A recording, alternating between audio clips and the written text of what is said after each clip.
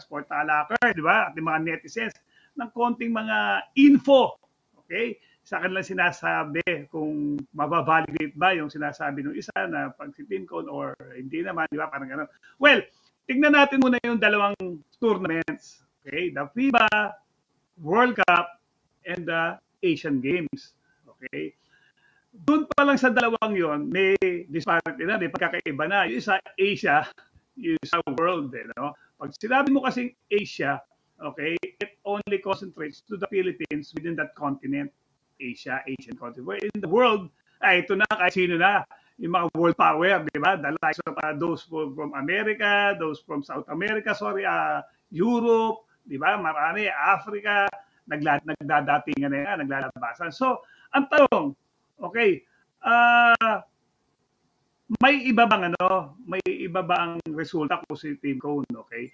Well, kung makikita mo, ito kasing Asian Games, they won Asian Games. Naalala mo pare, nung naglaban sila sa SEA Games, wherein they also bagged the gold, di ba? Ano ang rule ng SEA Games? Ang rule sa SEA Games, unlimited, naturalized. Only rice. Only naturalized. Diba? Same goes with Asian Games. Kaya nga nakapaglaro na sabay si Kwame at si Brownlee. So malaking tulong para sa atin niya kasi yun eh. Okay? Ngayon, pagdating sa World Cup, di ba? Isa lang naman ang pinapayagan na naturalized, which is pinagpilian nga yun eh, di ba? Is it going to be Jordan Clarkson, Brownlee? Lumabas nga rin sa picture si Kwame. Sa tatlo silang, baka kinukonsider pa nga rin si Kwame, di ba? Kaya kung di ubra si Jordan. So isa lang. So doon pa lang makikita mo, di ba? Na yung composition team hanggang isa lang ang naturalized. Alam mo kasi pare, pag sinabing naturalized, okay? Ang team o ang country na binibigyan ng pagkakataon mag-field in ang isang naturalized, ikaw kunin mo na yung magagaling na naturalized. Kaya nga nakikita mo pare, mga naturalized NBA players imports ng commercial in the case of the Philippines, yung magagaling na import dito, di ba? Nakita mo ngayon naglaro sa Jordan, nag-import dito. Di ba? Si sa Jordan, yung import Jefferson, di ba? So yung mga magagaling, hindi ka naman maglalagay ng naturalized na baka Pinoy talunin din, di baliwala yung pagiging naturalized, di ba? Yung parang advantage na makatulong sa team, baliwala rin kung tatalunin din ng Pilipino.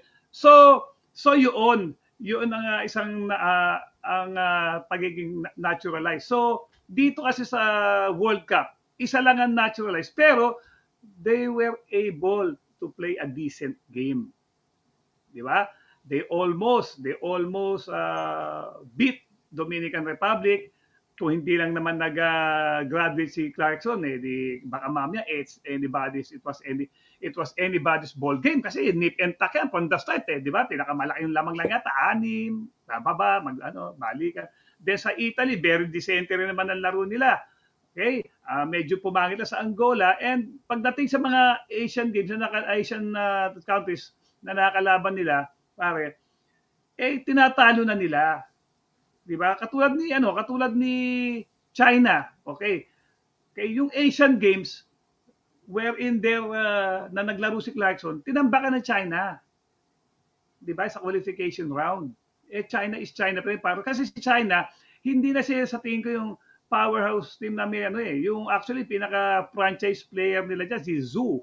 Wala nung nakaraan, di ba, sa Asian Games. And he is I think 7-1, di ba? Injured ata pare. Injured ata nung World. Injured, pero malaking yan, di ba? So ibig sabihin, yung team ng Philippines versus China, nabaligtad na. Unlike before, pag sinabing China, talagang powerhouse. Ngayon parang kaya medyo mas maganda naman umikot naman ng bola. Tayo naman medyo maganda ang ating mga current players na pwedeng mag-represent ng Philippines na mas magagaling kaysa sa China. Nakita ko yan. Okay? Itong nakarang Asian Games, yung number 10 lang ako medyo nagagalingan, yung Guardia. Okay? Yun yung gumagawa. Kasi lakas sa loob. Talagang inaanuhan pa si Brownlee, dinadrive pa. So, pero as a team, kaya na natin ng China. Nakitang-kita sa World Cup, At kitang-kita ngayon sa although, di ba? It was a very hard-fought game yun para sa Philippines. Sila from 20 points down, di ba? Okay, they worked their way up So eventually nanalo sila against China. So ngayon, kung babalikan mo tong FIBA, even naman nung panahon pa nila FIBA nung lineup ay sila ang naturalized sila Blatch. Remember that? Sila Alapag, sila Norwood, di ba? Spain. Yes, pare Croatia dikit ang laban. Sa Argentina, nung meron pang pinosterize pa ni Norwood yung star ng Argentina, di ba? Scola. Dikit ang laban doon. Okay? And nakapanalo tayo ng isa ron sa Senegal. It was all overtime. So, sino yung coach doon? Parehong coach din yun, si Chot Reyes. Di ba? So, ang ibig ko lang sabihin, whether si Coach Tim Conyan o yan, pareho rin niya kasi iba yung level ng world. And ang difference ngayon is in this Asian game, nakadalawa tayong naturalized, wherein sa FIBA po, isa lang ang naturalized. O siguro, kung itatanong ninyo, kung sa FIBA pwedeng unlimited naturalized, baka medyo may ng konti kasi magpapasok ka rin ng medyo isa pang naturalized Sa totoo, ang ganda na nilaro ni Kwame when it comes sa sa mga defense. Diba? Biro mo nandoon yung let's say sa World Cup nandoon si Edu. Junmar, tapos si Kwame pa, Jed Jordan. Baka maiba din ang yun. Kasi lalalim ang bench. Okay?